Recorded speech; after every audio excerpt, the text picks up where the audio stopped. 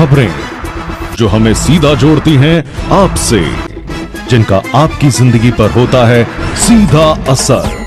खबर का मतलब है एक भरोसा, और आपका भरोसा है हमारी जिम्मेदारी।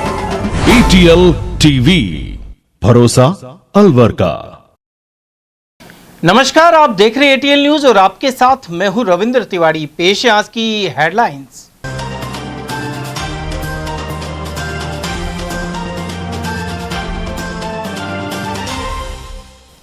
गैस संकट के खिलाफ कांग्रेस ने किया धरना प्रदर्शन। नेता प्रतिपक्ष जूली ने भी बोला हमला। वहीं एजेंसियों पर लगातार लग रही कतारें। टोल टैक्स पर छात्र नेता और टोल कर्मियों में हुई भिड़ंत। जोगरावर की घटना में कई हमलावरों के खिलाफ हुई FIR। SC आयोग अध्यक्ष ने माना शिविरों के नाम पर निभ रही औपचारिकता। अलवर में आवेदकों के लोन मंजूर नहीं कर रहे बैंक। और ट्रैक्टर से कुचलकर युवक की मौत के बाद परिजनों ने चिकित्सा खामियों पर उठाए सवाल। कैरवाड़ा के युवक ने भिवानी में तोड़ा दम। और अब जानते हैं खबरों को विस्तार से। ईरान एवं अमेरिका इजराइल के बीच युद्ध के दौरान अलवर में रसोई गैस की समस्या बढ़ती जा रही है। इस मुद्दे पर जयपुर में नेता प्रतिपक्ष जूली हमलावर रहे और अलवर जिला कांग्रेस कमेटी ने मिनी सचिवालय परिसर में धरना प्रदर्शन किया। कांग्रेस कार्यकर्ताओं ने सरकार और प्रशासन के खिलाफ नारेबाजी भी की। प्रदर्शन के दौरान कांग्रेस जिलाध्यक्ष प्रकाश गंगावत, महिला कांग्रेस जिलाध्यक्ष कमलेश सैनी और पार्टी के वरिष्ठ नेता SR यादव सहित बड़ी संख्या में पदाधिकारी और कार्यकर्ता मौजूद रहे। जिला कांग्रेस अध्यक्ष गंगावत ने बताया कि लोगों को घंटों लाइनों में खड़ा रहना पड़ रहा है। इसके बावजूद भी उन्हें गैस सिलेंडर नहीं मिल पाता, जबकि प्रशासन यह दावा कर रहा है कि अलवर जिले में गैस की पर्याप्त व्यवस्था है। जिलाध्यक्ष ने समस्या का समाधान नहीं होने पर बड़े आंदोलन की चेतावनी दी है। पुलिस प्रशासन हमारा जो रजिस्टर है उसकी फोटो खींच के जा रहा था। इससे बड़ी दुर्भाग्य स्थिति क्या होगी इस प्रशासन की? क्या चाहते हैं मोदी सरकार? क्या चाहती है भजनलाल सरकार? क्या भजनलाल सरकार ने पर्ची भेजी है यहाँ पे कि हमारे कांग्रेस कार्यकर्ता कौन कौन यहाँ पे आते हैं? क्या वो डराने की कोशिश करेंगे हमको? हम डरने वाले नहीं है। और अगर आगे से प्रशासन ने ये हरकत करी तो हम जिला कलेक्ट्रेट का घेराव करेंगे और विधानसभा का घेराव करेंगे। हम हमारे सीनियर लीडर से कहेंगे ये बात कि यहाँ के प्रशासन इस तरह की हरकत कर रहा है।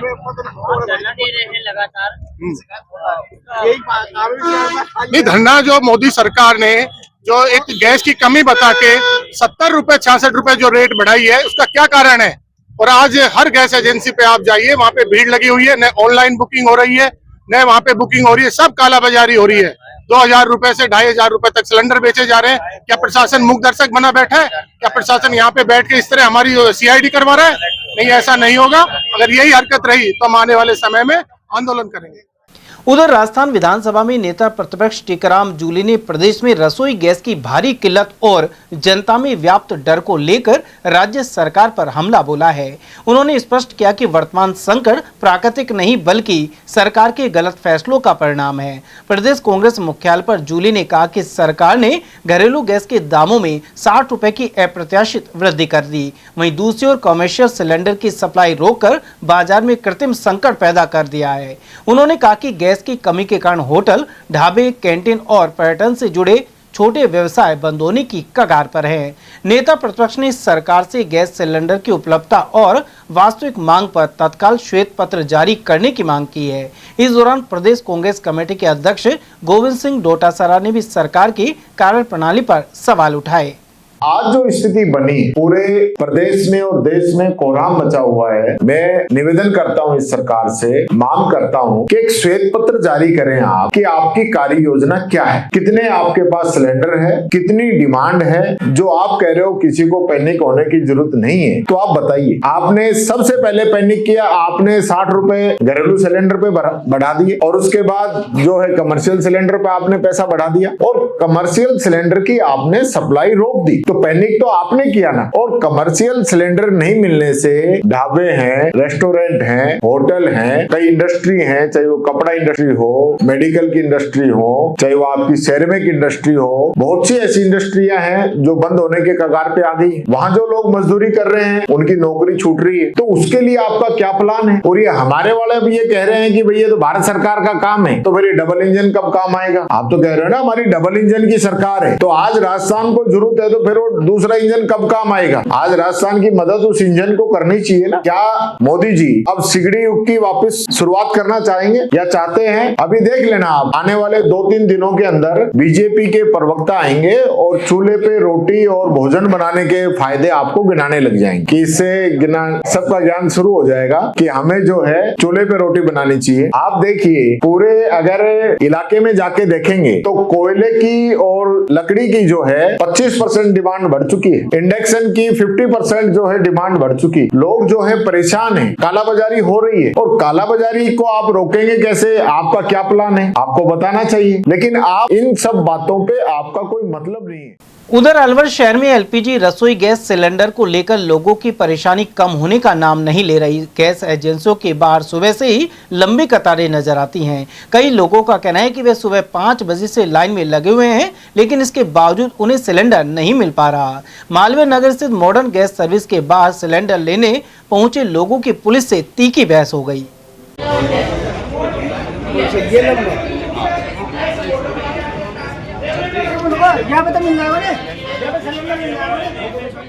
सुबह 6 बजे का लगाऊं। अच्छा। और अभी यही हो रहा है कि वो ये 11 तारीख को इनकी साइट थी हो, अब कल बुक करवाया, ये बोल रहे हैं 10 तारीख वालों को देंगे। 10 तारीख वाले कितने जाते जाते 40-50 आदमी होंगे, उसके बाद कह रहे नहीं देंगे 12 तारीख वालों को। अब यहाँ पे हम 5 बजे से सुबह से लाइन में लगे हुए हैं। ये बोल रहे हैं कि 10 तारीख वालों को देंगे, लेकिन 10 तारीख वाले 50 आदमी से ज़्यादा नहीं है। अगर 50 आदमी को देने के बाद में सिटी में 600 सिलेंडरों की सप्लाई है, तो बाकी लोगों को सीरियल से देना चाहिए। 11 तारीख को इनकी साइट बंद थी, हैंग थी, बहुत कम लोगों की बुकिंग हुई थी। मेरे बुकिंग कल हुआ और आज सिलेंडर देने से मना कर रहे हैं। सारा प्रशासन बोल रहा है नहीं 10 तारीख के बाद वालों को नहीं देंगे। ये लोग ब्लैक करने के चक्कर में हैं। तो आपने बुकिंग कब कराई? मैंने कल कराई है। 11 तारीख को साइट हैंग थी। 11 तारीख को साइट हैंग थी, मैंने 12 तारीख को करवाई है। गौरतलब है कि डीएसओ विनोद जुनेजा जिले में गैस की कमी होने की बात से इनकार कर रहे हैं। उन्होंने कहा कि 2 दिन के भीतर गैस की सप्लाई पूरी तरह सामान्य हो जाएगी और घर घर सिलेंडर पहुंचना शुरू हो जाएगा। वहीं अलवर जिले में प्रतिदिन करीब 10,000 सिलेंडरों की मांग रहती है। वर्तमान में एलपीजी के स्टॉक की कोई कमी नहीं है। उपभोक्ताओं से निवेदन है, पैनिक बिल्कुल क्रिएट नहीं करें। सप्लाई लगातार चालू है, नियमित रूप से चालू है और मैक्सिमम 2 दिन में जो है सप्लाई घर पे ही लगेगी, होम डिलीवरी लगेगी। ये निश्चित करें और बुकिंग जो है 25 दिन के बाद होगी। पहले बुकिंग कराने की कोशिश नहीं करें। इसलिए जो है पैनिक क्रिएट करने की जरूरत नहीं है। सिलेंडर आपके होम डिलीवरी होगा और विदिन 2 डेज होगा। सर पहले अलवर में कितने सिलेंडर जो अपने पूरे अलवर जिले की मैं बता रहा हूँ, अलवर जिले में एक 10,000 की डिमांड रहती थी और वो 10,000 की डिमांड आज भी है। अपने पास पर्याप्त स्टॉक है, कोई दिक्कत नहीं है। उधर जिला कलेक्टर डॉक्टर अर्तिका शुक्ला ने नागरिकों से अपील की कि वे किसी भी प्रकार की अफवाहों पर ध्यान न दें और अनावश्यक रूप से पैनिक ना करें। जिला कलेक्टर ने बताया कि जिले में पूर्व की भांति नियमित रूप से गैस सिलेंडरों की सप्लाई सामान्य रूप से की जा रही है। सभी गैस एजेंसियों को निर्देशित किया गया है कि वे निर्धारित समय के अनुसार उपभोक्ताओं को सिलेंडर उपलब्ध कराएं। गैस आपूर्ति संबंधी शिकायतों के लिए जिला स्तर पर कंट्रोल रूम स्थापित किया गया है। इसके नंबर है 0144233800 एवं पुलिस के कंट्रोल रूम नंबर 112 पर शिकायत की जा सकती है। और वहीं भारतीय कम्युनिस्ट पार्टी ने एलपीजी गैस के दाम बढ़ाने की निंदा की है। पदाधिकारी तेजपाल सैनी के अनुसार पूर्व में सब्सिडी के साथ भी खिलवाड़ किया गया था। वहीं क्रूड ऑयल की दरें कम होने की स्थिति में भी लोगों को घटी दरों पर डीजल पेट्रोल नहीं मिलता। पहले ऐसे उदाहरण सामने आ चुके हैं। अब ईरान और इजराइल अमेरिका युद्ध के कारण गैस एवं क्रूड ऑयल के आयात पर विपरीत प्रभाव पड़ा है। सैनी ने आरोप लगाया कि मोदी सरकार ने अमेरिका के दबाव में रूस से तेल आयात करना रोक दिया था। उन्होंने गैस पर बढ़ाए गए दाम फिर से कम करने की मांग की है।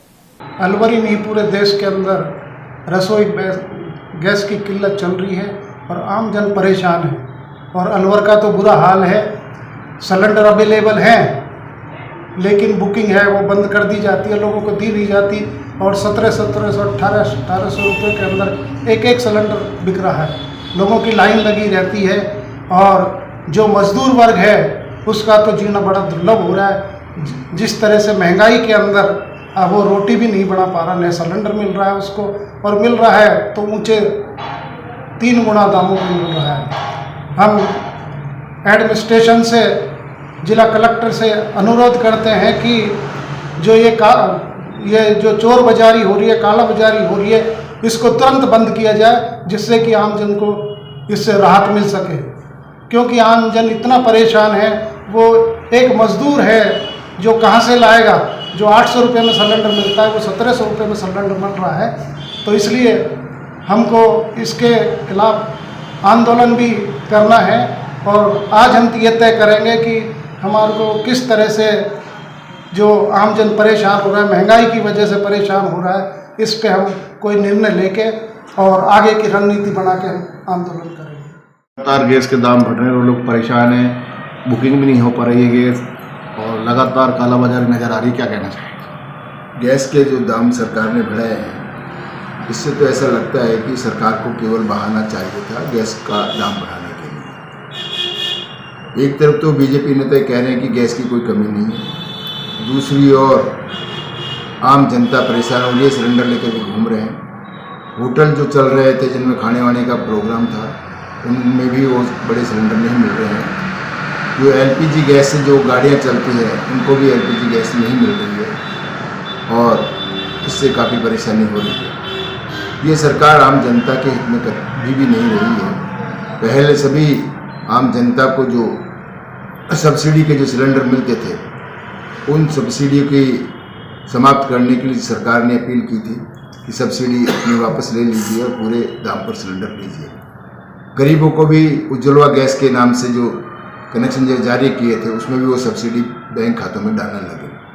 परंतु जब कोरोना काल जब आया था, तो उस कोरोना काल में चुपचाप वो सीढ़ी समाप्त कर दी, और जो गरीब जनता थी वो अपनी सब्सिडी लेने के लिए बैंकों में चक्कर काटती रही, परंतु उनको सब्सिडी सरकार ने नहीं दी। उसी प्रकार से डीजल और पेट्रोल के दाम भी आप देखिए।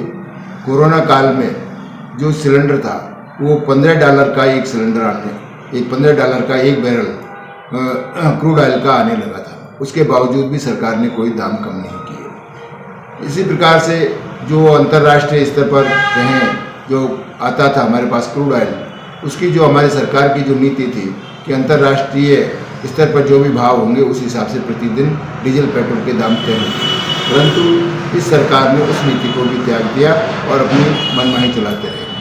अभी पिछले साल में जब हम रूस से क्रूड ऑयल ले रहे थे, दुनिया से सस्ता क्रूड ऑयल हमने लिया था, और उसके बावजूद जो तेल को रिफाइन करके हम विदेशों में भेज रहे थे, उससे भी ज़्यादा रेट पर, यानी विदेशों में सस्ता डीजल और पेट्रोल भेज रहे थे, परंतु आम जनता के लिए कोई राहत नहीं दी गई। हमारे ही देश के पास में भूटान देश है, हालांकि वो अपना ही एक अनुमानी है। उस भूटान देश में आज भी 64-65 रुपये का लीटर का पेट्रोल आ रहा है, और डीजल भी लगभग करीब इतना ही का आ रहा है, परंतु हमारे देश की जनता को 105-107 लीटर प्रति लीटर के हिसाब से पेट्रोल मिल रहा है। तो ये सरकार आम जनता की लूट कर रही है, इससे कोई लाभ होने वाला नहीं है। बल्कि अगर गैस की जो कमी आ रही है, क्या रेट बढ़ाने से गैस का उत्पादन बढ़ेगा? कतई नहीं बढ़ेगा, परंतु आम जनता की लूट ये सरकार कर रही है। आम जनता से इसको कोई लेना देना नहीं है। और वहीं भिवाड़ी में प्रशासन के दाव के बीच गैस के लिए जद्दोजहद जारी है। यहां 6 माह के बच्चे को तख्त पर सुलाकर घंटों लाइन में एक महिला खड़ी रही। सुबह करीब 3 से 4 बजे के बीच एक महिला अपने 6 माह के बच्चे को तख्त पर सुलाकर सिलेंडर लेने के लिए लाइन में लग गई। 3 से 4 घंटे तक इंतजार करने के बाद भी उसे गैस सिलेंडर नहीं मिल सका और आखिरकार वह निराश होकर वापस लौट गई। यह दृश्य वहां मौजूद लोगों के लिए भी पीड़ा का प्रतीक बन गया। मौके पर मौजूद उपभोक्ताओं ने बताया कि भिवाड़ी में जैसे ही गैस सिलेंडरों से भरी गाड़ी पहुंचती है, सैकड़ों लोगों की भीड़ उमड़ पड़ती है। वहीं गैस एजेंसी संचालकों का दावा है कि गैस सिलेंडरों की पर्याप्त उपलब्धता है और आपूर्ति भी नियमित रूप से की जा रही है। जिला प्रशासन भी यही दावे कर रहा है, लेकिन शुक्रवार सुबह भिवाड़ी में लगी लंबी कतारें और परेशान उपभोक्ताओं की तस्वीरें वास्तविकता बता रही थी। अलवर रामगढ़ रोड स्थित जुगरावा टोल प्लाजा पर शुक्रवार को टोल टैक्स को लेकर जबरदस्त हंगामा हो गया। जानकारी के अनुसार पूर्व छात्र संघ अध्यक्ष रविंद्र पटेल अपनी स्कॉर्पियो गाड़ी से टोल प्लाजा से गुजर रहे थे। इस दौरान टोल टैक्स देने को लेकर उनका टोल कर्मियों से विवाद हो गया। इसके बाद दोनों पक्षों के बीच मारपीट शुरू हो गई। घटना के दौरान लाठी डंडे भी चले और टोल प्लाजा पर अफरा तफरी मच गई। मारपीट के दौरान स्कॉर्पियो गाड़ी को भी नुकसान पहुंचाया गया और शीशे तोड़ दिए गए। घटना की सूचना मिलने पर पुलिस मौके पर पहुंची और हालात को काबू में किया। वहीं टोल प्रबंधन की शिकायत पर पुलिस ने पूर्व छात्र संघ अध्यक्ष रविंद्र पटेल सहित 6 से 7 लोगों के खिलाफ मामला दर्ज करते हुए जांच शुरू कर दी है। राज्य अनुसूचित आयोग के अध्यक्ष राजेंद्र नायक ने माना है कि ग्रामीण और शहरी शिविरों में सिर्फ औपचारिकता निभाई जाती है, वहीं लोगों तक शिविरों का उद्देश्य ढंग से नहीं पहुंच पाता। अध्यक्ष ने कहा कि अलवर जिले में अनुसूचित जाति निगम के करीब 200 मामले लंबित हैं। इनमें अनुसूचित जाति के लोगों ने लोन के लिए आवेदन किया है, लेकिन बैंक उन लोगों का लोन मंजूर नहीं कर रहे हैं। इसके लिए उन्होंने अलवर कलेक्टर को निर्देश दिए कि बैंक प्रतिनिधियों को 10 दिन के अंदर नोटिस देकर जवाब तलब किया जाए। राजेंद्र नायक अलवर में 2 दिवसीय दौरे पर हैं और उन्होंने शुक्रवार को अधिकारियों की बैठक ली। साथ ही मीडिया कर्मियों से बातचीत में कहा कि कई बार बैंक इसलिए लोन नहीं देते क्योंकि लोन लेने वाले का सिविल स्कोर सही नहीं होता। हालांकि इस योजना में सिविल स्कोर का कोई मुद्दा नहीं है क्योंकि सरकार लोन धारक की गारंटी लेती है। देखिए, समस्याएं भी सामने आई है, मामले भी सामने आए हैं, लेकिन जो मेरा मुख्य उद्देश्य था कि जो सरकार हम योजनाएं लेके आते हैं उसका धरातल पर क्रियान्वयन, और ये धरातल पर क्रियान्वयन करता है प्रशासन। तो कल मेरे से संबंधित 3 अधिकारियों की मैंने मीटिंग ली है, उनकी एक एक काम की मैंने डिटेल में चर्चा की है और उनके सामने आने वाली समस्याएं मैंने कलेक्टर के सामने भी ली है। और मैं बस्ती में भी गया हूँ, आज भी मैं बस्ती में गया हूँ। तो बस्ती में कुछ समस्याएं थी जो कि सिर्फ ऐसे समाज से संबंधित ना होकर के कुछ और थी। वो समस्या कि नालियाँ नहीं है या कुछ नहीं है, तो ऐसी कुछ समस्या आई हैं और कुछ की गारंटर नहीं मिल पा रहे थे। तो इन ऐसी समस्या थी, तो मैंने कलेक्टर से बात करी है और कुछ जो इश्यूज़ हैं जो जयपुर को रेफर होने हैं तो वो मैंने किया है। और खुशी ये है मुझे आप सबसे बताते हुए कि जब से भजनलाल सरकार आई, ये एससी समाज के लिए कई योजनाएं, अगर मैं सिर्फ इस आयोग के बारे में बात करूं तो पहले क्या था कि जब अंग्रेज लोग थे सारे पावर अपने पास रखे हुए थे, सेंट्रलाइजेशन ऑफ पावर्स। अभी हमारे भजनलाल जी सरकार, डॉक्टर अविनाश गहलोत जी ने ये निर्णय लिया है कि पहले पेमेंट होता था जयपुर से, सारा पेमेंट अब डिस्ट्रिक्ट में होगा। तो उससे जल्दी पेमेंट शुरू हो गया है और कईयों की दयनीय स्थिति है, तो उनको जो लोन लेते हैं तो ये भी निर्णय लिया है हमारे मुख्यमंत्री जी ने कि उनका हम इंटरेस्ट माफ कर देंगे और पेनल्टी भी माफ कर देंगे अगर वो मूलधन एक साथ जमा कराएं। तो उसके तहत कई लोगों ने अपने पैसे जमा कराए हैं। तो कई नवाचार, कई इम्प्रूवमेंट हमारी भारतीय जनता पार्टी की, हमारे विकास पुरुष माननीय भजनलाल जी और हमारे concern minister doctor Avinash Gehlot ji मिलकर हम कर रहे हैं। और काफ़ी कुछ जो हमारी समीक्षा बैठक होती है तो मुझे बहुत खुशी होती है। ऑलमोस्ट हम 100% अपने टारगेट्स अचीव कर रहे हैं। सर, योजना प्रत्येक व्यक्ति को मिले, उसको लेकर कोई रणनीति तैयार की गई है? प्लीज। केंद्र और प्रदेश सरकार की योजनाओं का लाभ प्रत्येक व्यक्ति को मिल सके, उसको लेकर कोई रणनीति? जी, उसके लिए ये है कि हमारा प्रयास है कि हम ज़्यादा से ज़्यादा लोगों तक हम पहुंच सकें। फिर जो स्कीम्स हैं, क्योंकि अभी 2 महीने पहले मैंने अपने आयोग के सदस्यों की मीटिंग ली है, उनको मैंने कहा कि भाई ठीक है, मतलब महीने में 2 एक डिस्ट्रिक्ट में 2 वो आयोजन होंगे इनके लिए। तो मैं क्या भाई मुझे संख्या से मतलब नहीं है। अगर हम मेला आयोजित कर रहे हैं लोन के लिए, रोजगार के लिए, तो संख्या से तो आप कह देंगे 2 कर दिए। मैं चाहता हूं कि वो धरातल पर उतरे। तो कैसे उतरेंगे? मेरे ब्लॉक लेवल पर ऑफिसर्स हैं, तो प्री कैंप वो मीटिंग करेंगे। और दूसरी चीज़ क्या है कि हम लोग क्या है कि वो अंग्रेजी का हिंदी में ट्रांसलेशन करके वो पब्लिक समझ नहीं पाती है। तो मैंने कहा कि जिस भाषा में लोग समझ सकें, आप मेरे पास में आइए, बहुत ज़्यादा लिखने की ज़रूरत नहीं है, ताकि लोगों को पता लग सके कि क्या क्या योजनाएं हैं और कैसे कैसे करना है। तो उसके लिए मैं तो माननीय मुख्यमंत्री जी का मैं और प्रदेश अध्यक्ष जी का बहुत बहुत आभार व्यक्त करता हूँ कि जब ये शिविर लगे थे माननीय प्रधानमंत्री जी के जन्म दिवस पर, तो इन शिविरों में, ग्रामीण शहरी शिविरों में मैं गया हूँ और प्री कैंप उनको, जैसे मैं गया वहाँ पर एक डिस्ट्रिक्ट में, पहली मेरी मीटिंग होती थी कलेक्टर से, दूसरी मेरी मीटिंग होती थी हमारे जिलाध्यक्ष जी से, कि पार्टी पखवाड़ा जो कर रही थी, सेवा पखवाड़ा, तो उसके तहत मैंने कहा कि पहले तो ये सारे आप रूल्स जो बने हैं शिविर के, आप सब समझेंगे, ना केवल पढ़ेंगे, और उसके बाद में जब मैं धरातल पर जाऊंगा, अगर किसी को नहीं पता कि क्या रूल है तो उसको मुश्किल होगी। न केवल आप समझें बल्कि प्री कैंप करके आपने लोगों तक समझाएं। लेकिन मुझे जो मंडल मिला, संभाग मिला था, वो था बीकानेर संभाग। अलवर जिले के कैरवाड़ा गांव निवासी दुलीचंद की हरियाणा भिवानी में ट्रैक्टर से कुचलने से गंभीर रूप से घायल होने के बाद मौत हो गई। दुलीचंद पिछले करीब 6 महीने से हरियाणा में विक्की नाम के व्यक्ति के पास कृषि का काम करता था। हादसे के बाद विक्की ने उसे हिसार के जिंदल अस्पताल में भर्ती कराया, जहां उसकी हालत गंभीर होने पर उसे वेंटिलेटर पर रखा गया। सूचना मिलने पर दुलीचंद के परिजन बुधवार को हिसार पहुंचे।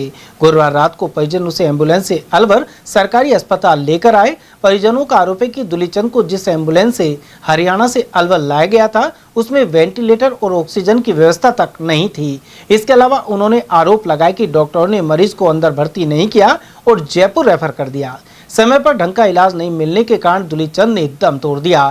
फिलहाल अस्पताल चौकी पुलिस ने शव को मोर्चरी में रखवा दिया है। पोस्टमार्टम भिवानी पुलिस के आने के बाद कराया जाएगा।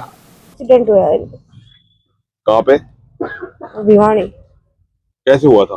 ट्रैक्टर से। अच्छा, क्या सूचना दी थी आपको? उनने सूचना ये दी कि थार भाई एक्सीडेंट हो गया। फिर उनने हम गया जितने उनने एडमिट कर दियो जिंदल हॉस्पिटल में, हिसार। फिर 3 दिन हो गया, आज तीसरा दिन है। बोले ही ना आया, नहीं ले वहाँ। फिर क्या हुआ? फिर मौसू हम छुट्टी करा लाया, हम फाज ना हम अलवर ले जाएंगे। फिर क्या हुआ? फिर अलवर ले आया तो 2-2.5 घंटा होगा हमको खड़े, कोई सुनाई ना करे। 108 खड़ी गई। अच्छा, कोई डॉक्टर कुछ भी ना आया? कोई नहीं आया संभालने के लिए? कितने घंटे से खड़े हो? 2-2.5 घंटा हो गया। जी बताइए, क्या नाम है भाई का? दुलीचंद। कहाँ का रहने वाला है? कैरवाड़ा का। क्या हुआ था? एक्सीडेंट हुआ सर। कहाँ रहता है? ये भिवानी काम कर रहा था, कोई सेठ के, कोई जमींदार है, कौन है वो, सेठ लेके गया था जिंदल हॉस्पिटल में। उसने जवाब नहीं दिया, अगले मर गया जी है, इसके ऑक्सीजन चल रहा है। उन्होंने नहीं किया कि तेरा भाई ऐसा नहीं है, अभी तक मेरे बात नहीं है, ये तो छोड़ मेरा भांजा है, उनने की है। क्या हुआ? एक्सीडेंट हुआ था। किस चीज से? कोई ट्रैक्टर बताया सर। ये किस पे था? ये मोटरसाइकिल पे। क्या सूचना मिली थी आपको? मेरे को ये सूचना है तेरा भाई हॉस्पिटल में भर्ती है, जिंदल हॉस्पिटल में, तू आ रहा है कि नहीं आ रहा है? मैंने साहब मैं रात वाली 11 वाली गाड़ी से आऊंगा, मेरे को टाइम नहीं है, मेरी दुकान का काम है, बस ये काम है। फिर आप पहुंचे वहाँ? मैं आज जा रहा था 10-20 हजार रुपये तुम्हारे जिसे लेके, नहीं मैं जा भी रहा, ये भाई ने बोला है भांजा मामा तुम बता, हम लेके आ रहे इसको, ये को अलवर एडमिट करवाएंगे। अब अलवर वाले बोले साहब इसको रेफर करेंगे जयपुर। फिर क्या हुआ? अब यहाँ खड़े खड़े देख लो 2 घंटे हो गए साहब, 2-2.5 घंटा। किशनगढ़ बास में 80 फुट गहरे कुएं में एक युवक गिर गया और लोगों की मदद से उसे सुरक्षित बाहर निकाला गया है। जिला अस्पताल में युवक का उपचार जारी है। जानकारी के अनुसार किशनगढ़ क्षेत्र स्थित अनाज मंडी के पास रहने वाले एक युवक अचानक करीब 70 से 80 फुट गहरे कुएं में गिर गया। घटना गुरुवार रात करीब 11 बजे की बताई जा रही है। प्राप्त जानकारी के अनुसार 30 वर्षीय अयब अपने घर के पास टहल रहा था। इसी दौरान अंधेरे में उसका पैर फिसल गया और वह घर में बने गहरे कुएं में जा गिरा। कुएं में गिरने के बाद युवक ने शोर मचाया, जिसकी आवाज सुनकर परिजन और आसपास के लोग मौके पर पहुंचे। घटना की सूचना मिलते ही क्षेत्र में अफरा तफरी मच गई। लोगों ने रस्सी के सहारे एक युवक को कुएं में नीचे उतारा और मशक्कत के बाद घायल युवक को सुरक्षित बाहर निकाल लिया। इसके बाद उसे अलवर जिला अस्पताल लाया गया है। बताया जा रहा है कि युवक पेशे से चिनाई मिस्त्री का काम करता है। फिर कितना फुट कुआं था गया? 70-80 फुट। कैसे बाहर निकले? रास्ता से निकाला। किसने निकाला? एक लड़का उतारा तो उसने बांधा था नीचे का। फिर बाहर निकले। कितनी चोट आई आपको? भांडे में लगी है यहाँ से। तो घर का कुआं है आसपास? घर का ही है। कितने बजे घटना रात करीब? 11 बजे। 11 बजे। क्या काम करते हो? मिस्त्री। किस चीज की? चिनाई। लक्ष्मणगढ़ थाना क्षेत्र के ग्राम गुर्जर खोरा में करंट लगने से एक बकरी की मौत हो गई, जबकि उसे बचाने गए एक बुजुर्ग गंभीर रूप से घायल हो गए। घटना के बाद गांव में अफरा तफरी मच गई। घायल को परिजनों और ग्रामीणों की मदद से उपचार के लिए अलवर के जिला अस्पताल में भर्ती कराया गया है। जानकारी के अनुसार गाँव से गुजर रही 11,000 kV बिजली लाइन में अचानक करंट फैल गया। इसी दौरान करंट की चपेट में आने से एक बकरी की मौके पर ही मौत हो गई। बकरी को बचाने के लिए जब गांव के बुजुर्ग कमल मौके पर पहुंचे तो वे भी करंट की चपेट में आ गए। सूचना मिलते ही आसपास के लोग मौके पर एकत्र हो गए और तुरंत परिजनों को जानकारी दी। घायल को तुरंत जिला अस्पताल पहुंचाया गया। पीड़ित के भाई हंसराज ने घटना की जानकारी दी। वहीं ग्रामीणों ने विद्युत निगम पर लापरवाही के आरोप लगाए हैं। कमल है इसका नाम। वहाँ का रहने वाला? गुजरपुर। वहाँ पड़ता है ये पड़ रहा लक्ष्मणगढ़ में। क्या हुआ? लाइट में 11,000 लाइट में पकड़ लियो बकरी, तो आपको जन बचाने गया या तार हटाने गया तो जैसे ही पकड़ लिया तो हमको पता भी ना, दूसरा जंगल में हो जो मौज पर काम। अच्छा, घर पे नहीं था? घर पे नहीं। वहाँ से फिर वही लेके गए हैं जो जहाँ पकड़े हो ना, जहाँ नहीं करिए हॉस्पिटल जाके पहुँचे हम तो पता लगा। जो क्या बताया उन्होंने कुछ ना बताया हमको, हम तो फिर यहाँ के पहुँचे ना, पता ही कर रहा है। इसने कुछ बताया?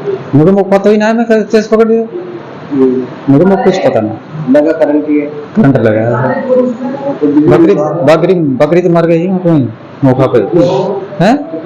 एक बकरी मर गई। जिले में युवाओं को खेलों के प्रति प्रेरित करने और कुश्ती को बढ़ावा देने के उद्देश्य से पंच गौरव एक जिला एक खेल कुश्ती प्रतियोगिता संपन्न हुई। इसमें भाग लेने वाले सभी खेलों के प्रतिभागियों के लिए भ्रमण का आयोजन किया गया। कार्यक्रम के दौरान प्रतिभागियों ने हाथों में बैनर लेकर जागरूकता का संदेश दिया। जिला खेल अधिकारी अंजना शर्मा ने बताया कि योजना के तहत जिले के सभी खिलाड़ियों को भ्रमण के लिए ग्वालियर ले जाया जा रहा है। कार्यक्रम के संयोजक पन्नालाल सैनी के अनुसार 26 फरवरी से 12 मार्च तक प्रतियोगिता आयोजित की गई थी। इसमें भाग लेने वाले खिलाड़ियों को जिला ओलंपिक संघ की ओर से पुरस्कार प्रदान किए गए। साथ ही अब भ्रमण कार्यक्रम के तहत ग्वालियर ले जाया जा रहा है। ये 70 बच्चे हैं और ये सारे के जो भ्रमण के लिए ग्वालियर ले जा रहे हैं, जिससे कि वहाँ फिजिकल के रूप में इनके कैरियर के बारे में इनको पता लगे, हम किस स्तर तक पहुँच सकते हैं, क्योंकि भारत का सबसे बड़ा LNIP है और ये कार्यक्रम जिला खेल अधिकारी के माध्यम से किया जा रहा है। जिला खेल अधिकारी ने हमसे ओलंपिक संघ से अनुरोध किया था कि आप हमारा सहयोग प्रदान करें। उसके तहत हमारे सभी खेल संघ द्वारा ओलंपिक संघ को उनको सहयोग प्रदान किया गया और जो भी स्मृति चिन्ह दिए गए हैं वो ओलंपिक संघ की तरफ से दिए गए हैं। और ये अच्छा कार्यक्रम था, इसलिए सारे खेल संघों ने मिलकर ये सोचा कि क्यों ना इसका कार्यक्रम किया जाए।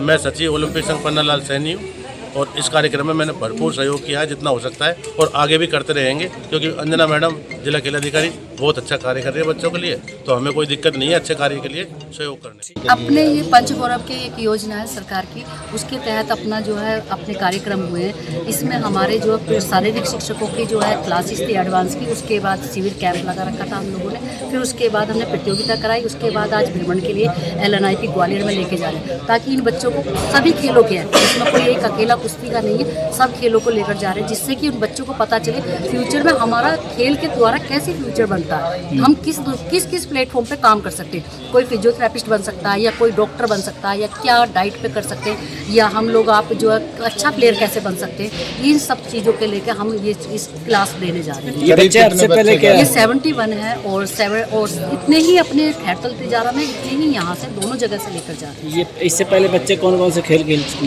हैं? इसमें सभी मिक्स फिक्स खेले हुए हैं सर सारे। कहाँ पे खेल के आते हैं? इसमें कोई ऐसे प्लेयर की नहीं है, इसमें जो खेल में शुरुआत भी कर रहा हम उनको भी लेकर जा रहे हैं। स्टेट प्लेयर है या नॉन स्पोर्ट्स पर्सन है, जैसा किसी ने शुरुआत भी करी है उनको भी लेकर जा रहे हैं, ताकि पेरेंट्स को क्या लगता है कि बच्चा खेल के क्या करेगा, उनको ये दिखाना चाहते हैं कि सर आज आपका बच्चा यहाँ नहीं वहाँ भी खड़ा हो सकता है, किसी यूनिवर्सिटी का एक वाइस चांसलर भी बन सकता है खेल के माध्यम से। कोई ज़रूरी नहीं है कि आपका जो फोकस एक खेल का मतलब ये रहता कि खिलाड़ी नहीं, खेल के माध्यम से हम कुछ डॉक्टर भी बनते हैं। हम लोग एक फिजियोथेरेपी, डाइटिस्ट और मनोवैज्ञानिक हर तरीके से काम कर सकते हैं। कितने दिन का टूर रहेगा? ये 3 दिन का। जिला विधिक सेवा प्राधिकरण अध्यक्ष अनंत भंडारी ने 1 करोड़ 6 लाख रुपए की क्षतिपूर्ति राशि का चेक प्रार्थी एवं उनके वारिसों को सुपुर्द किया है। मोटर दुर्घटना दावा प्रकरण में आपसी समझौते के उपरांत बीमा कंपनी द्वारा इसे प्रस्तुत किया गया। इस महत्वपूर्ण प्रकरण में मोटर वाहन दुर्घटना दावा अधिकरण न्यायाधीश अनु चौधरी द्वारा पक्षकारों की प्रभावी समझाइश की गई थी। वहीं सचिव मोहनलाल सोनी के अनुसार वर्ष 2026 की प्रथम राष्ट्रीय लोक अदालत की तैयारियां जारी हैं। इसी क्रम में मोटर दुर्घटना दावा प्रकरण को आपसी सहमति से निस्तारित कराने के प्रयास किए जा रहे हैं। इसमें पैनल अधिवक्ता सुनील कुमार गुप्ता सहित बीमा कंपनी के अधिकारियों आलोक कुमार जैन, दिलीप गुप्ता, संजय गुप्ता एवं रमेश सचदेवा का सहयोग रहा। जानकारी के अनुसार प्राधिकरण द्वारा मोटर दुर्घटना दावा अधिकरण अलवर के समक्ष रेखा बनाम शेर सिंह शीर्षक से क्लेम याचिका प्रस्तुत की गई थी। प्रार्थी रेखा के पति रविकांत शर्मा की बाइक को एक अन्य बाइक चालक ने कृषि मंडी के पीछे टक्कर मार दी थी। मृतक विद्युत निगम में इंजीनियर सुपरवाइजर के पद पर कार्यरत थे। हादसे के बाद कुल 2 करोड़ 16 लाख 10 हजार रुपए की क्षतिपूर्ति राशि दिलाई जाने के लिए दावा प्रस्तुत किया गया था। वहीं आपसी सहमति से 1 करोड़ 6 लाख रुपए की क्षतिपूर्ति राशि पर राजीनामा तय हुआ। इस अवसर पर प्राधिकरण के अधिवक्ता जयकृष्ण गुप्ता भी उपस्थित रहे। अध्यक्ष एवं जिला एवं सत्र न्यायाधीश अनंत भंडारी द्वारा बीमा कंपनी की ओर से प्रस्तुत इस चेक को सुपुर्द किया गया है।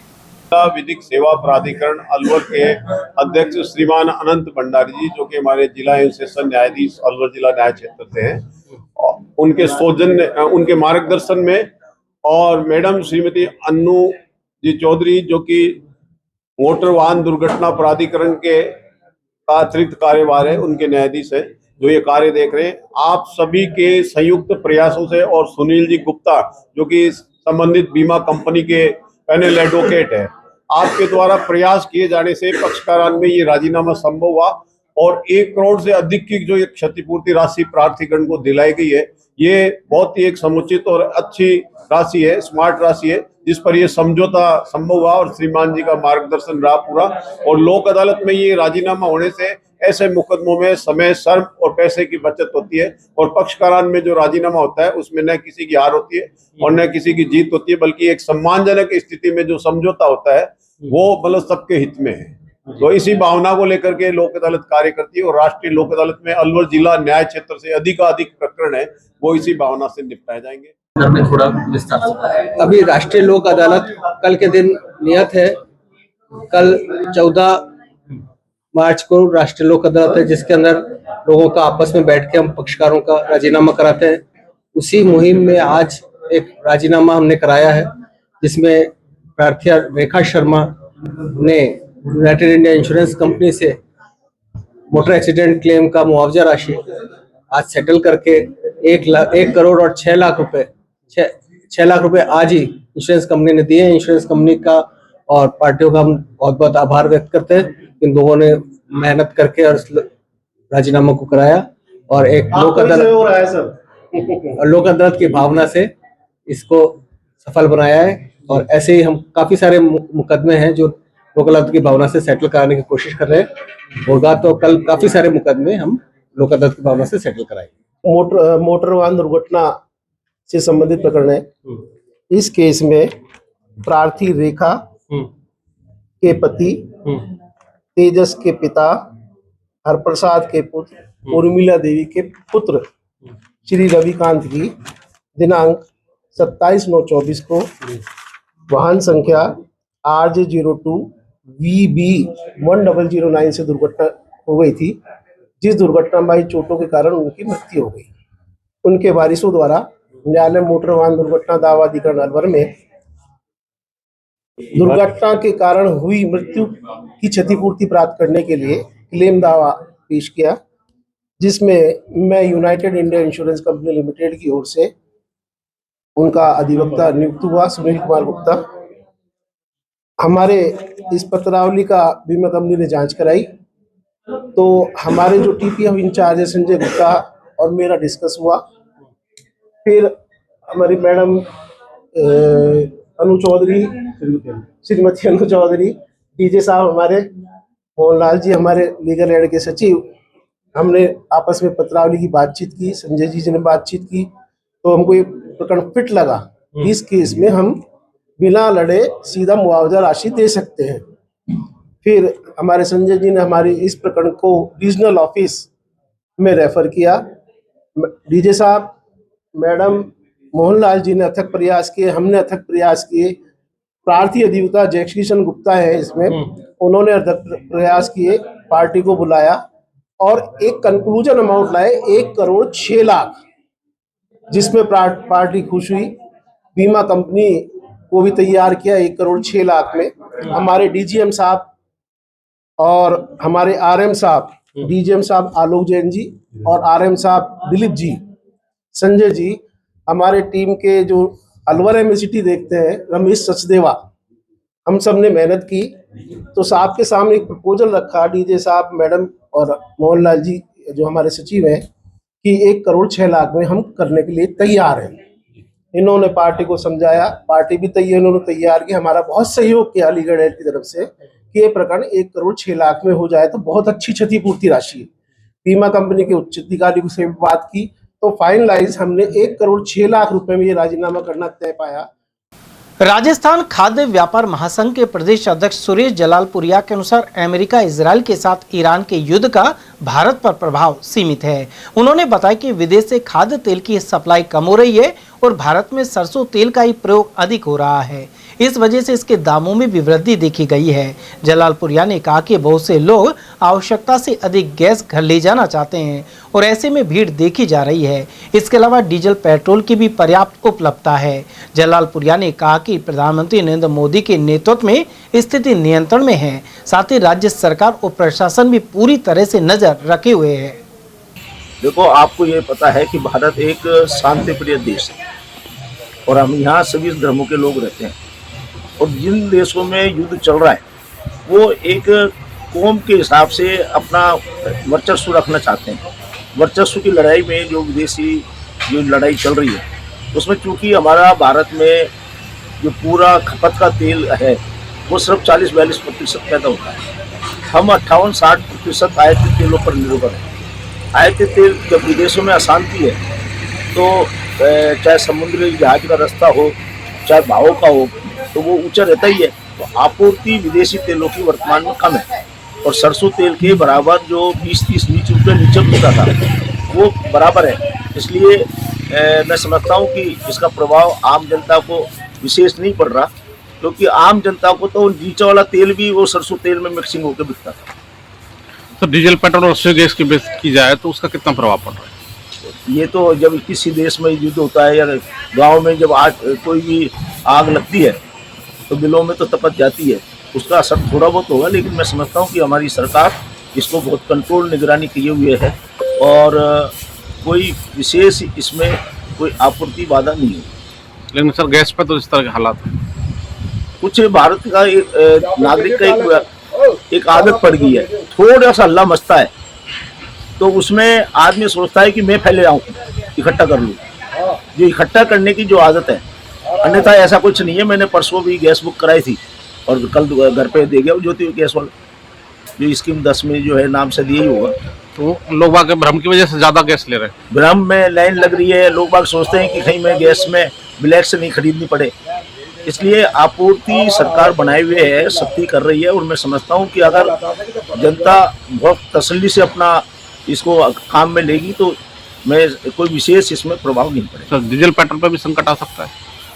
सब जितना कोशिश होगी आएगा तो उसको भी मैं समझता हूँ कि भारत का नागरिक इतना मजबूत है कि वो हर समस्या का जब समाधान निकाल लेता है तो इसका कोई ना कोई समाधान निकलेगा। डीजल पेट्रोल का भाव बढ़ने की संभावना नजर आ रही है। अगर देखो अगर मान लो इतना किसी देश में बेचारे में मान लो युद्ध हो रहा है, उनका कितना नुकसान हो रहा है, ऐसे नुकसान में अगर अपना मान लो 2-5 रुपये महंगा भी हो गया तो मैं समझता हूँ कि ये कोई बड़ी बात नहीं। और वहीं अलवर कृषि उपज मंडी में सरसों की बम्पर आवक जारी है। व्यापारी सुरेश जलालपुरिया के अनुसार रोजाना करीब 30 से 35 हजार बोरियों की आवक हो रही है। इसके अलावा क्वालिटी भी बेहतर है और किसानों को भाव भी उचित मिल रहे हैं। फिलहाल मंडी में करीब 6200 रुपए क्विंटल की दर से सरसों बिक रही है। अलवर कृषि उपज मंडी में काफ़ी वर्षों बाद मैं समझता हूँ कि चूँकि समर्थन मूल्य के भाव वर्तमान में हमारी सरसों बिक रही है, इसलिए किसान आतुर है। अलवर में क्योंकि साफ़ सुथरा काम है, अलवर मंडी में 5-7 दिन से 35-40 हज़ार कट्टे प्रतिदिन आ रहे हैं, जो काफ़ी वर्षों बाद आए हैं। और किसान को पैसा पिछले वर्ष के मुकाबले अच्छे मिल रहे हैं और अलवर के और आसपास के क्षेत्रों में क्वालिटी भी अच्छी है, तेल भी अच्छा है। मैं समझता हूँ कि इस बार बहुत प्रभु ने कृपा की है, जो सरसों के दाम फसल में किसान को सही मिल रहे हैं। अब क्या दाम मिल रहे हैं सर किसान को? किसान नीचे में 6000 से 6300 रुपये के भाव करीब मिल रहे हैं और सरकारी समर्थन मूल्य 6200 है, जिसमें लंबी कतारें, भुगतान हमारे किसान को माल जैसी आया बिका और उसे तुरंत भुगतान हमारे कच्चे आड़ती देते हैं, तो जो सुविधा उन्हें मिलती है, इसलिए वो सबसे पहले आतुर रहते हैं कि मंडियों में माल। तो करीबन 6000 के आसपास का भाव चल रहा है। नहीं, 6100 अमूमन किसानों के भाव माल बिक रहे हैं। किसान संतुष्ट है? किसान को इससे जब भी तो ला रहा है, वो इतना माल एक साथ इसलिए ला रहा है कि उसे समर्थन मूल्य का इंतजार रहता था, समर्थन मूल्य ऊंचा रहता था और मंडियों में विदेशी तेलों के आयातित तेलों के भाव जो नीचे रहते थे, इसलिए नीचे रहता था। लेकिन वर्तमान में आयातित तेल भी सरसों तेल के बराबर है और समर्थन मूल्य के भाव बिकने की वजह से किसान अपना माल बेचना चाहते हैं। जिला कांग्रेस कमेटी के पूर्व अध्यक्ष एवं वरिष्ठ कांग्रेस नेता योगेश मिश्रा ने बिहार प्रकरण पर टिप्पणी की है। उन्होंने कहा कि बिहार में मुख्यमंत्री नीतीश कुमार का त्यागपत्र दिलाकर राज्यसभा भेजा गया है। इससे स्पष्ट है कि देश में किसी भी मुख्यमंत्री को पद से हटाया जा सकता है। वहीं दिल्ली में तो मुख्यमंत्री रहे एवं आप पार्टी के संयोजक अरविंद केजरीवाल को गिरफ्तार तक कर लिया गया, लेकिन कोर्ट ने मामले को खारिज कर दिया। मिश्रा ने आरोप लगाया कि सत्ता के लिए भाजपा किसी भी हद तक जा सकती है, लेकिन वक्त आने पर मतदाता इसका जवाब देंगे। उन पर कोई प्रेशर बना दिया होगा, उनके भी सुन रहे हैं कि वो कोई उनका लड़का निशान थे जो कोई गलत सीबीआई का कोई केस का डरा धमका के और उनसे इस्तीफा दिलवाए। कुछ भी कर सकते हैं सत्ता के लिए लोग। सर अब बीजेपी का मुख्यमंत्री बैठाया जाएगा। अब देखो किसका बैठा है किसका नहीं बैठा, ये तो नहीं तो आज थोड़ा सा दिमाग से काम ले नीतीश कुमार जी और चंद्रबाबू नायडू जी, तो माननीय मोदी जी तो कल घर चले जाए, भूल जाए सारी अखबार, उनसे ले ले समर्थन वापस। और हम हमारे बड़े नेताओं से रिक्वेस्ट करेंगे कि नीतीश में से अब चंद्रबाबू नायडू में से किसी को प्रधानमंत्री बना दे, बड़ा मन करके इनको भेजो ना, घर देश का बड़ा कर रखा है इन्होंने, क्या लेना देना इनका। सर सीबीआईडी का डर मुख्यमंत्री को, केजरीवाल जी को तो बिना दोष के बंद कर दिया था। तो आपके सामने कोर्ट ने निर्दोष साबित किया है ना। इस तरीके से जो भी व्यक्ति इनको अपने लगता है इससे हमें नुकसान हो सकता है, उसको उठा के झूठे मुकदमे बंद करते हैं। तो सीबीआई, इनकम टैक्स, ईडी सबको डर दिखाते हैं। देश ऐसे नहीं चलता है। पहले होता ये था, चाहे कितनी प्रतिद्वंदता आपस में दलों, लेकिन व्यक्तिगत किसी को कोई अटैक नहीं करता था। व्यक्तिगत हितों कोई बात आती थी तो एक दूसरा पक्षकार खिलाफ वाले लोग को मदद करता था, और ये लोग जो इनके खिलाफ बोलता है उसी को झूठे केस में फंसा देते हैं। क्या इलाज है इनका? तो देश का कोई भी मुख्यमंत्री सुरक्षित नहीं, किसी को भी बंद किया जा सकता है। देश में भैया कोई भी सुरक्षित नहीं है, किसी को बंद किया जा सकता है। जिले में महात्मा गांधी अंग्रेजी स्कूलों में प्रवेश के लिए ऑनलाइन आवेदन 14 मार्च से शुरू हो जाएंगे। राजकीय प्रताप स्कूल प्रधानाचार्य कल्पना शर्मा ने बताया कि ऑनलाइन प्रवेश प्रक्रिया शाला दर्पण पोर्टल के माध्यम से 14 से 23 मार्च तक होगी। 25 मार्च को लोटे के माध्यम से विद्यार्थियों का चयन किया जाएगा।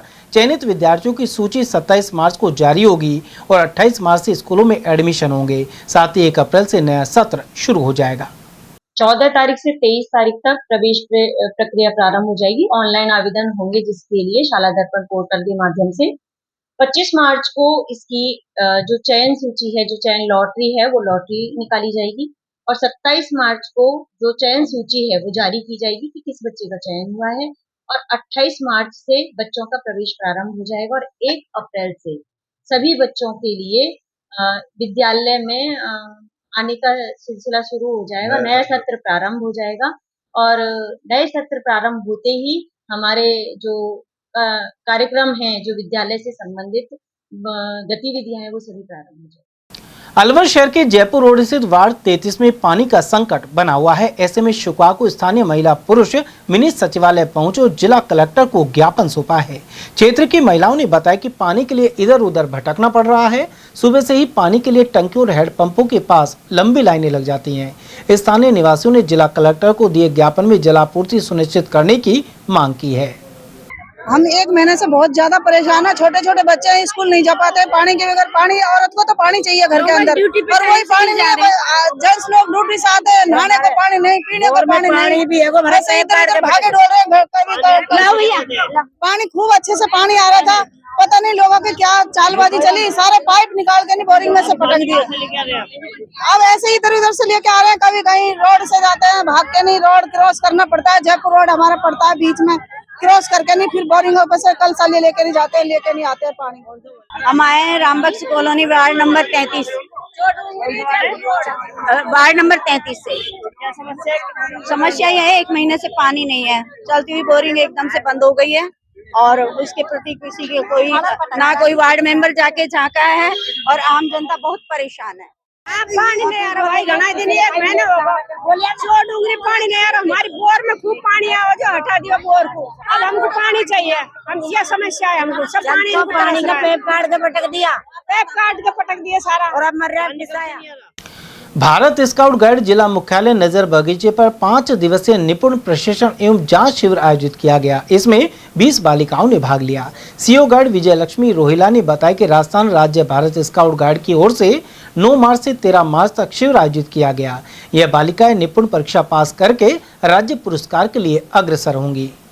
राजस्थान राज्य भारत स्काउट गाइड जिला मुख्यालय अलवर के तत्वाधान में 5 दिवसीय निपुण प्रशिक्षण एवं जांच शिविर किया गया, जिसमें करीब 20 बालिकाओं ने यहाँ भाग लिया। जीडी कॉलेज बालिका और बीएसआर कॉमर्स कॉलेज और बहरोड से यहाँ पर बच्चियां सहभागिता कर रही हैं। यह हमारे इस साल का तीसरा कैंप है, जिसमें कि ये बच्चियां अभी उत्तीर्ण होकर निपुण परीक्षा पास करके राज्य पुरस्कार की ओर अग्रसर होंगी। इनको निपुण पास करने के लिए हार्दिक शुभकामनाएं, बधाई देते हुए राज्य पुरस्कार के लिए अग्रिम शुभकामनाएं देती हूँ। धन्यवाद। सतगुरु माता सुदीक्षा महाराज की प्रेरणा से संत निरंकारी मिशन द्वारा उनके जन्मोत्सव पर दिल्ली एनसीआर के लगभग 50 स्थानों पर स्वास्थ्य जांच शिविर लगेंगे। सचिव जोगिंदर सुखीजा के अनुसार शिविर 13 से 15 मार्च तक आयोजित किए जाएंगे। इन शिविरों में स्वास्थ्य संबंधी विभिन्न निःशुल्क जांच टाटा एमजी के सहयोग से संपन्न की जाएंगी। वहीं अनुभवी डॉक्टर्स परामर्श प्रदान करेंगे। समाचार में वक्त हो चला छोटे से अल्प विराम का। आप बने रहिए एटीएल टीवी के साथ। Om Aditya public senior secondary school Alwar में बेस्ट फैकल्टी के साथ सर्वश्रेष्ठ बोर्ड परीक्षा परिणाम। स्कूल फीस में ही फाउंडेशन, कक्षा 9th 10th प्री फाउंडेशन, कक्षा 11th 12th विज्ञान वर्ग, वाणिज्य वर्ग, कला वर्ग, हिंदी एवं अंग्रेजी माध्यम। विद्यालय में मेधावी विद्यार्थी प्राची राठौड़, अंकित कुमार, गार्गी सैनी, कमल प्रजापत, बलराज वर्मा, गौरी और वैशाली ने बोर्ड परीक्षा में 97% अंक लाकर संस्था का सम्मान बढ़ाया और संस्था के द्वारा प्रत्येक विद्यार्थी को 21,000 रुपए का चेक प्रदान किया। हमारी संस्थाएं कक्षा नर्सरी से 8वीं तक के विद्यार्थियों को बुक्स, नोटबुक्स, बैग्स, डायरीज, आई कार्ड निःशुल्क दे रही हैं। कक्षा 9वीं से 12वीं तक के विद्यार्थियों को bag, dress, jacket, I card निःशुल्क दे रही हैं। हमारी संस्थाएं Om Aditya public senior secondary school, Lajpat Nagar, Ambedkar circle के पास, Alwar. Delhi academy senior secondary school, 84 Subhash Nagar, NEB Agrasen circle के पास, अलवर। आदित्य एकेडमी तिजारा फाटक पुल के पास, Alwar.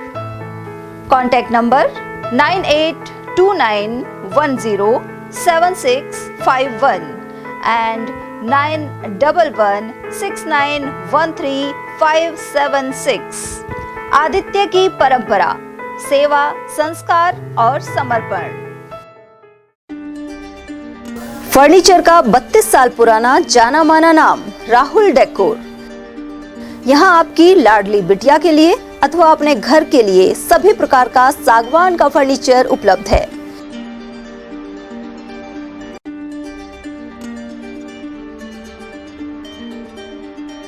Double bed, dressing table, sofa set, सागवान एवं कपड़े वाले तथा सेंटर टेबल, भट्टी कलर, स्टील अलमारी, ब्रांडेड एवं सॉफ्टी फोम के गद्दे आपकी नाप तोल से बनाए जाते हैं।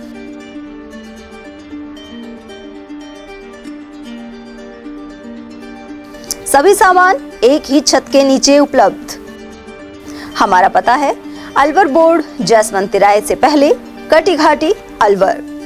Contact number 9414019769 and 9414019768। ब्रेक के बाद पुनः आपका स्वागत है। सरिस्का के घने जंगलों में स्थित कांकवाड़ी किला पर्यटकों के आकर्षण का हमेशा केंद्र रहा है। यह किला मुगल काल और अलवर के राजा महाराजाओं के इतिहास से जुड़ा हुआ माना जाता है। कहा जाता है कि मुगल सम्राट औरंगजेब ने अपने बड़े भाई दारा शिकोह को इसी किले में कैद करके रखा था। सरिस्का मुख्यालय से लगभग 30 किलोमीटर अंदर गहरे जंगल में एक छोटी पहाड़ी पर स्थित यह किला गिटार नुमा ढंग से बना हुआ है। 3 मंजिला इस ऐतिहासिक किले का कुछ वर्ष पहले सरकार द्वारा जीर्णोद्धार कराया गया था। किले के अंदर पानी के टांके मौजूद हैं, जो उस समय पहाड़ी क्षेत्र में पानी की आवश्यकता को पूरा करने के लिए बनाए जाते थे। किले के पीछे एक बावड़ी भी बनी हुई है, जिसमें पानी एकत्र किया जाता था। इसके अलावा किले के अंदर स्थित कक्षों की बनावट और डिजाइन भव्य और सुंदर है। किले की दीवारों पर की गई सुंदर चित्रकारी आज भी पुराने समय की याद दिलाती है।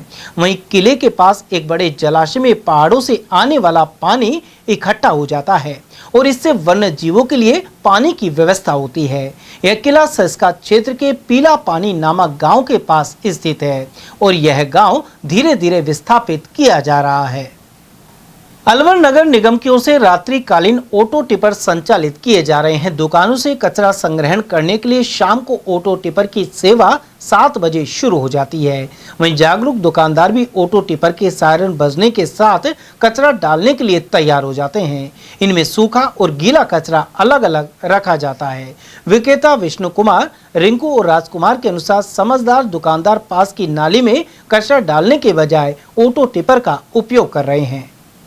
गौरतलब है कि गायत्री मंदिर रोड पर कुछ दुकानदारों और लापरवाह लोगों द्वारा पॉलीथीन आदि कचरा डालने से नाला बाधित हो गया था, लेकिन जागरूक वर्ग ऑटो टिपर का उपयोग कर रहा है। राजगढ़ कस्बे में इन दिनों रसोई गैस सिलेंडर की वितरण व्यवस्था चरमराई हुई है। ऐसे में आमजन को भारी परेशानियों का सामना करना पड़ रहा है। वहीं बुकिंग के बाद ओटीपी देने के बावजूद सिलेंडर उपलब्ध नहीं कराने से लोग परेशान हो रहे हैं। कस्बे के रेलवे स्टेशन के सामने स्थित एजेंसी पर तड़के से ही सिलेंडर लेने वाले लोगों की लंबी कतारें लग जाती हैं। जागरूक उपभोक्ताओं ने मुख्यमंत्री सहित जिला कलेक्टर और जिला रसद अधिकारी से वितरण व्यवस्था सुधरवाने की मांग की है।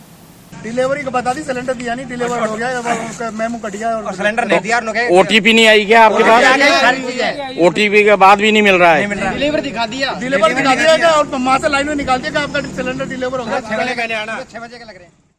मालाखेड़ा में गुरुवार की रात्रि सर्व समाज द्वारा कैंडल मार्च निकाला गया। इसमें मौजूद गौरव सोलंकी ने बताया कि दिल्ली में युवक तरुण की गत दिनों समुदाय विशेष के कुछ लोगों ने मारपीट कर हत्या कर दी थी।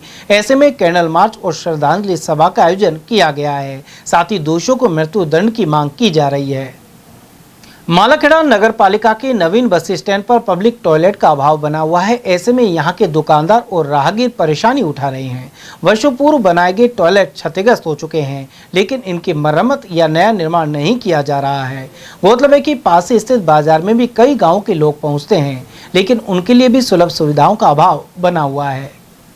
अकबरपुर आयुर्वेदिक औषधालय में इन दिनों मौसम बदलाव के चलते मरीज पहुंच रहे हैं। उनके उपचार के साथ खान पान को लेकर भी सलाह दी जा रही है। आयुर्वेदिक चिकित्सक डॉक्टर उमेंद्र मीणा ने बताया कि इन दिनों खांसी, जुकाम और बुखार के रोगी बढ़ रहे हैं। उन्होंने दिन में नहीं सोने, हल्का एवं गर्म भोजन लेने सहित अन्य सावधानियां रखने की सलाह दी है। साथ ही बताया कि पंचकर्म विधि से वर्ष भर इन बीमारियों से दूर रहा जा सकता है। जैसा भी अभी सर्दी के बाद में ये जैसे ही मौसम बदला है, आपने देखा होगा कि नॉर्मली सर्दी, खांसी, जुकाम, बुखार के, श्वास रोग के पेशेंट बहुत ज़्यादा बढ़े। इसका कारण आयुर्वेद में माना गया है कि अपन जब सर्दी आती है तो खान पान में घी की मात्रा ज़्यादा लेते हैं, स्निग्ध भोजन ज़्यादा लेते हैं। अब जैसे ही गर्मियाँ पड़ने लगती है तो वो कफ के रूप में पिघल करके बाहर निकलने की कोशिश करता है।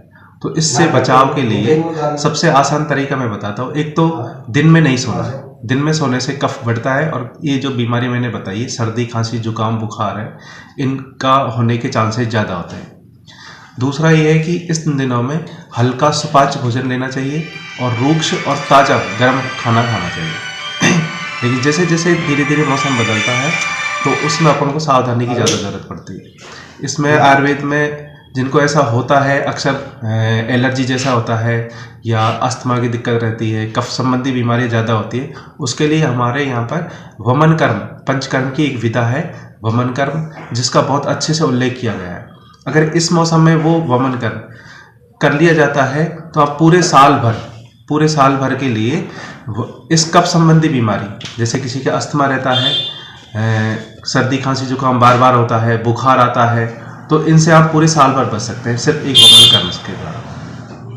आप अगर जैसे कोई भी सुनने वाले आते हैं हमारे पास में, तो हम उसको ला करके हमने एक पुड़िया तैयार कर रखी है, उसको 1 लीटर दूध पिला करके उसके ऊपर वो पुड़िया देते हैं तो पूरा कफ उल्टी के रूप में निकल जाता है, जिसको वमन कर्म कहते हैं। उसके बाद में 1 दिन का उनको संसर्जन क्रम, मतलब 1 दिन का उसको हल्का खाना खाना होता है, जैसे चावल की खिचड़ी वगैरह, और अगले दिन से नॉर्मल सामान अपने दिनचर्या रख सकते हैं। प्रधानमंत्री आवास योजना के तहत गरीब परिवारों को पक्का मकान उपलब्ध कराने के लिए सरकार द्वारा आर्थिक सहायता दी जा रही है। इस योजना में लाभार्थियों को मकान निर्माण के लिए किस्तों में राशि दी जाती है। उमरेड पंचायत समिति क्षेत्र में वर्ष 2024-25 में 112 आवास स्वीकृत किए गए थे, जबकि 2025-26 में 1 आवास स्वीकृत हुआ है। अधिकारियों के अनुसार वर्ष 2021 की सूची के सभी आवासों का कार्य पूरा हो चुका है। पंचायत समिति द्वारा अधिकांश लाभार्थियों को पहली किस्त जारी कर दी गई है। वहीं 13 ऐसे लाभार्थी हैं जिन्होंने अभी तक निर्माण कार्य शुरू नहीं किया है। ऐसे में उन्हें नोटिस जारी कर राशि वसूली की कार्रवाई भी शुरू कर दी गई है। इस बारे में संबंधित अधिकारी राजेश यादव ने जानकारी प्रदान की। पंचायत समिति उमरेड में प्रधानमंत्री आवास योजना के अंतर्गत वर्ष 2024-25 में 112 आवास स्वीकृत हुए और 25-26 में 1 आवास स्वीकृत हुआ। हमारी सह सूची जो 2021 की है वो संपूर्ण हो गई है, जिसमें से 113 आवास वर्तमान में स्वीकृत है। इनमें से प्रथम किस्त हमने 12 लाभार्थियों को जारी की जा चुकी है। द्वितीय किस्त का भुगतान हमने 95 लाभार्थियों को जारी किया था और तृतीय किस्त का भुगतान हमने 57 लाभार्थियों को जारी कर दिए गए और 33 आवास कंप्लीट हो गए हैं। 37 आवास लगभग पूर्ण स्थिति में है और जिनकी 90 डेज नरेगा में बाकी है, उसके पश्चात वो पूर्ण हो जाएंगे। और तृतीय किस्त सेकंड जो किस्त वाले हैं 17 ऐसे लाभार्थी हैं जिनको भी तृतीय किस्त का भुगतान किया जा रहा है। 13 लाभार्थी ऐसे जिन्होंने अभी कार्य प्रारंभ नहीं किया है, उनके हमने नोटिस जारी किए गए हैं और वसूली की कार्रवाई के लिए कार्रवाई प्रारंभ कर दी गई। केंद्र सरकार की नीतियों और रसोई गैस सिलेंडर की बढ़ती कीमतों के विरोध में शुक्रवार को खैरतल के अंबेडकर चौक पर विरोध प्रदर्शन किया गया। कार्यक्रम का नेतृत्व खैरतल तिजारा जिला कांग्रेस अध्यक्ष बलराम यादव ने किया। प्रदर्शन के दौरान कांग्रेस कार्यकर्ताओं ने केंद्र सरकार के खिलाफ जमकर नारेबाजी की, साथ ही प्रधानमंत्री नरेंद्र मोदी का पुतला भी फूंका। इस अवसर पर जिला अध्यक्ष यादव ने कहा कि महंगाई ने आम जनता का जीना मुश्किल कर दिया है, लेकिन केंद्र सरकार जनता की समस्याओं से पूरी तरह बेखबर है। उन्होंने सरकार से मांग की कि गैस सिलेंडर की कीमतों में तत्काल कमी कर आम लोगों को राहत दी जाए। उधर इस अवसर पर नेता प्रतिपक्ष विक्रम चौधरी, अशोक चौधरी, पार्षद नारायण छंगानी और नाथुराम, कांग्रेस जिला सचिव फतेह मोहम्मद सहित जयप्रकाश हेडाऊ, मेहरदीन खान और कपिल शर्मा आदि मौजूद रहे। खैरतल के निकटवर्ती वल्लभ ग्राम स्थित लीला शाह की कुटिया पर स्वामी लीला शाह महाराज का 146वां जन्म उत्सव धूमधाम के साथ मनाया गया। इस मौके पर रथ यात्रा के बाद आरती की गई, वहीं हवन, झंडारोहण और भव्य शोभा यात्रा के साथ भंडारे एवं सत्संग का आयोजन किया गया। इन कार्यक्रमों में बड़ी संख्या में श्रद्धालु शामिल हुए, साथ ही केक भी काटा गया। जी का 146वां जन्मोत्सव हम मना रहे हैं। दूर दूर से मेहमान यहाँ पे आए हुए हैं। विशेष रूप से हमारी कुटिया की एक खास बात है, ये तपोभूमि है।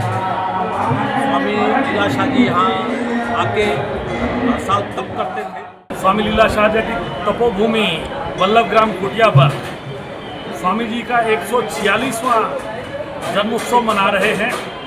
बड़े ही हर्षोल्लास के साथ हर साल मनाया जाता है। इस वर्ष भी कार्यक्रम सुबह झंडारोहण से शुरू होकर उसके बाद में हवन होता है। उसके बाद में वल्लभग्राम गांव से शोभा यात्रा निकलती है, जिसमें श्रद्धालु सैकड़ों की तादाद में होते हैं। बड़े हर्षोल्लास के साथ इस रथ यात्रा में साईं जी की तस्वीर को यहाँ पर जुलूस के रूप में लाया जाता है। उसके बाद में शाम को पूज्य बहराणा साहब का आयोजन किया गया है।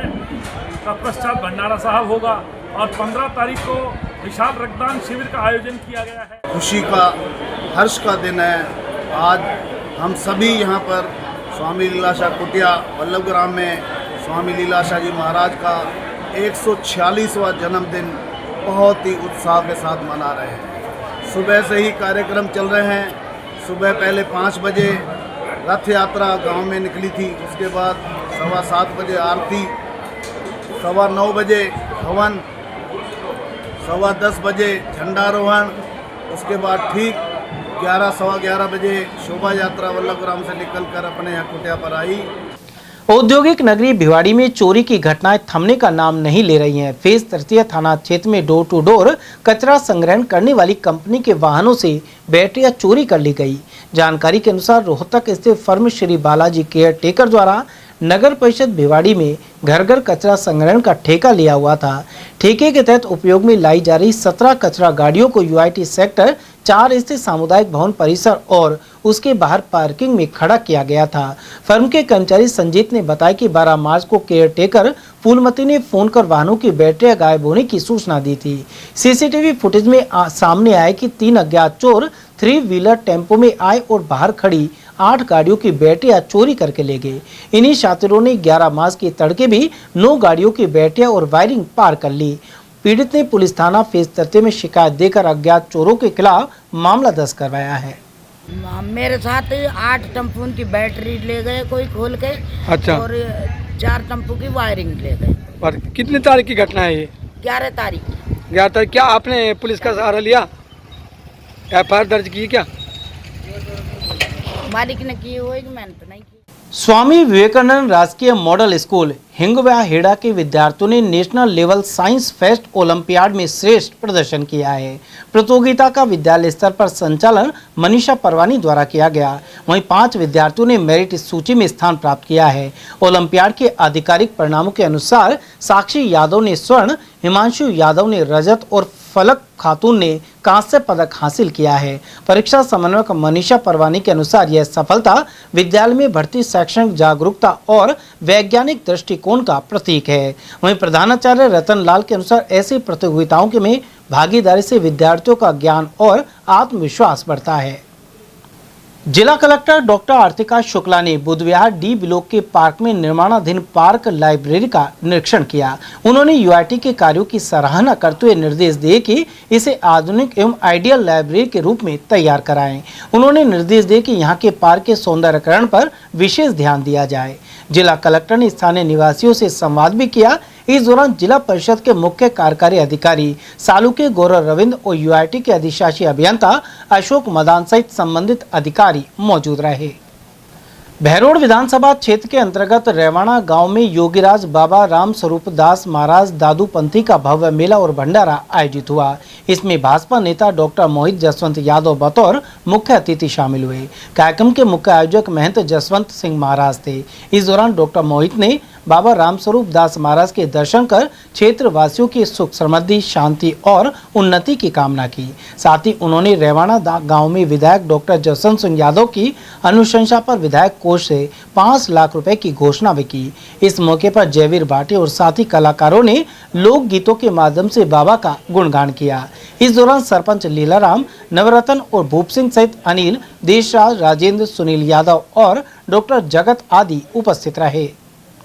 कोटपुतली के तालाब वाले शिव मंदिर में मासिक शिवरात्रि के उपलक्ष्य में शिव महापुराण कथा जारी है। स्वामी कमलदास बापू ने शुका को दूसरे दिन की कथा में कहा कि शिव महापुराण की कथा सुने बिना किसी भी जीव का उद्धार नहीं होता। उधर कथा से पूर्व आयोजक सुभाष प्रधान और अनुराधा शर्मा के नेतृत्व में भगवान परशुराम के मंदिर से गाजे बाजे के साथ विशाल कलश यात्रा निकाली गई।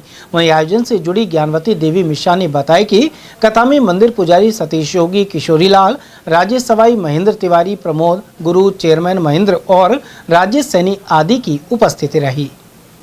भिवाड़ी में अतिरिक्त पुलिस महानिदेशक रूपिंदर सिंह को परेड की सलामी दी गई। इस अवसर पर एसपी प्रकाश किरण, एडिशनल एसपी अतुल साहू, सभी डीएसपी और सभी थाना अधिकारी मौजूद रहे। वहीं पुलिस लाइन में पुलिस कर्मियों ने परेड निकालकर सलामी दी। और चलते चलते एक बार फिर से नजर डाल लेते हैं आज की हेडलाइंस पर।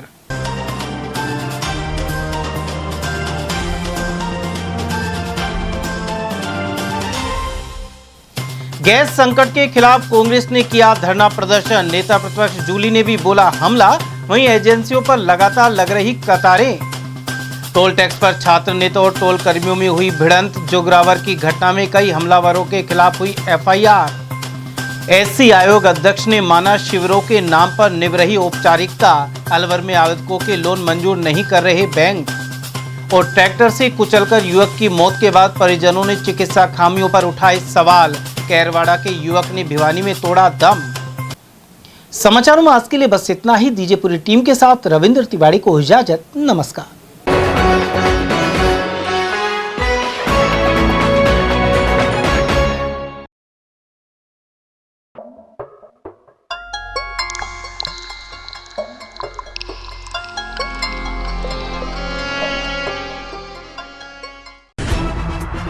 खबरें जो हमें सीधा जोड़ती हैं आपसे, जिनका आपकी जिंदगी पर होता है सीधा असर। खबर का मतलब है एक भरोसा, और आपका भरोसा है हमारी जिम्मेदारी। ATL TV, भरोसा अलवर का।